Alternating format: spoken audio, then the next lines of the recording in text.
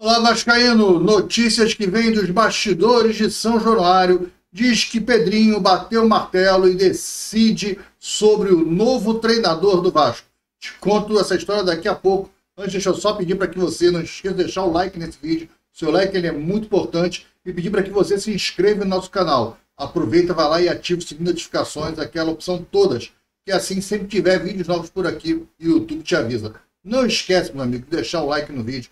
Seu like vai ajuda demais o nosso trabalho. E se você quiser dar uma moral ainda maior para a gente, clica aqui embaixo no botão Seja Membro e vem ser membro do canal Gigante Vascaíno, que entre vários benefícios está liberado o WhatsApp para todos os planos. Vem participar do grupo de WhatsApp dos membros do canal Gigante Vascaíno. Tá falado? Vamos direto agora para as notícias. Olá, Vascaíno, bem-vindo ao canal Gigante Vascaíno. Eu sou André Luiz e está entrando no ar o nosso programa Almoço do Gigante. Sempre 1h da tarde, de segunda a sexta, né? O programa vai ser 1h, às vezes 1h30, tá? O programa mais complicado para te colocar no horário é o Almoço do Gigante, né?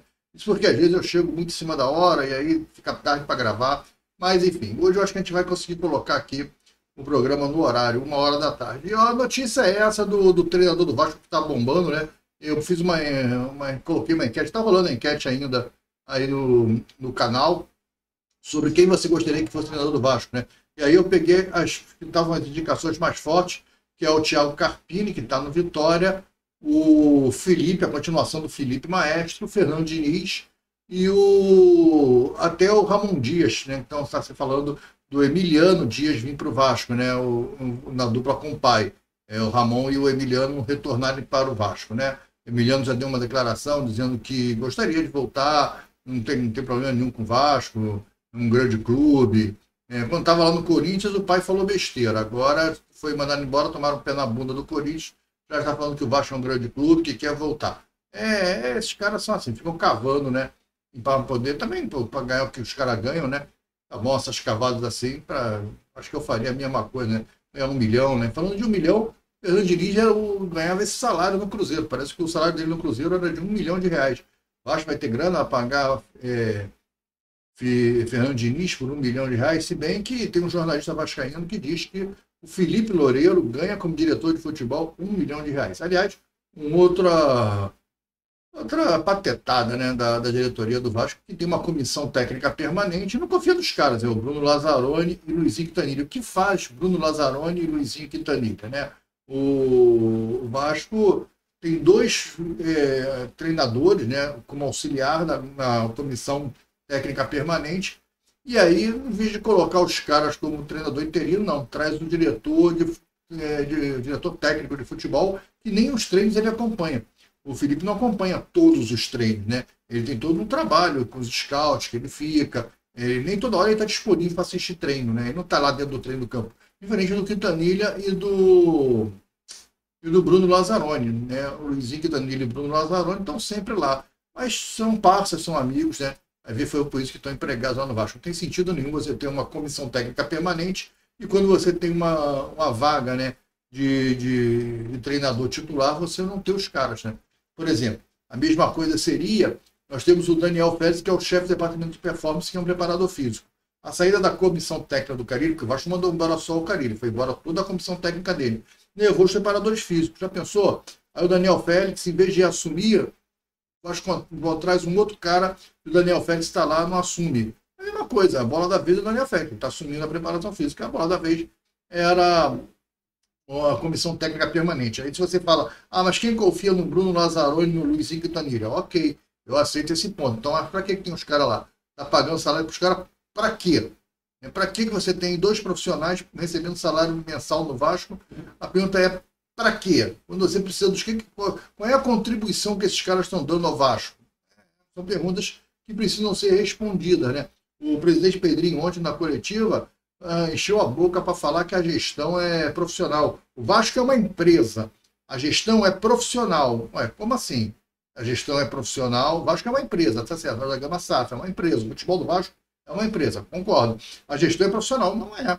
Porque a gestão é profissional, você manda um treinador embora e quem vem explicar e assumir, ele assumiu, né, a responsabilidade da demissão do Carille, é o presidente do associativo, que na verdade é acionista, é o acionista hoje maior, único, né, da empresa. o acionista da empresa, ele atropela o CEO e o diretor executivo de futebol, e ele que dá entrevista, o acionista da empresa. Então, a gestão não é profissional, né, meu cara? A gestão é aliás, a gestão é muito amadora, porque quem tinha que estar ali falando é o diretor de futebol, ou o CEO da empresa, que é o presidente da empresa, que é o Amodeu. Nunca o presidente do associativo, que é o acionista da empresa.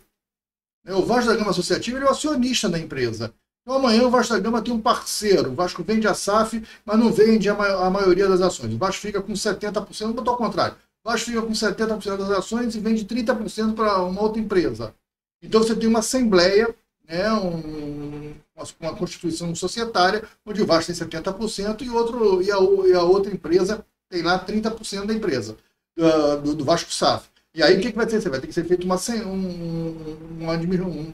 um conselho administrativo da Vasco da Gama SAF, que já existe, né? Onde o Vasco vai ter o Vasco Associativo, que tem 70%, 3 cadeiras, e a empresa que tem 30%, 2 cadeiras. Esse Vasco da Gama Associativo, ele decide quem ele vai contratar como CEO, e até como diretor de futebol, como CFO, que são os 3 cargos que prevê no Estatuto da SAF remunerados, de diretoria.